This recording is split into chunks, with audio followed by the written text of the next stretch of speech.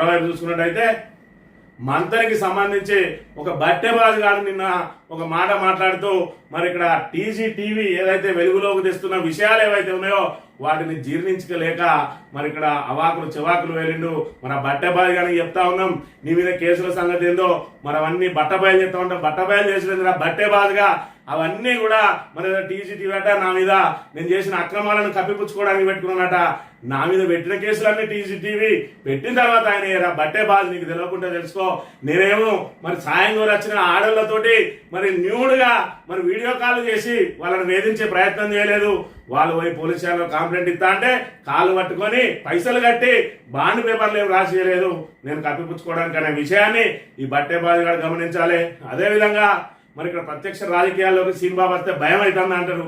ఎవరు ప్రత్యక్ష రాజకీయాల్లోకి వస్తే మాకేం భయం రా, మీరు ఇంకా మేము ఏదైతే బానిసలాగానే బతుకుతాం మరి చెప్పు కిందనే ఉంటామంటే ఉండండి, ఎందుకు ప్రశ్నిస్తలేరు అని మరి ఇక్కడ మీరు ప్రశ్నించడానికి మీ నోళ్లు పెకలే కాబట్టి మరి ఇక్కడ బాధ్యతాయుతమైన ప్రతిపక్షంగా పుట్టమ్మది గారు ప్రశ్నించిండ్రు.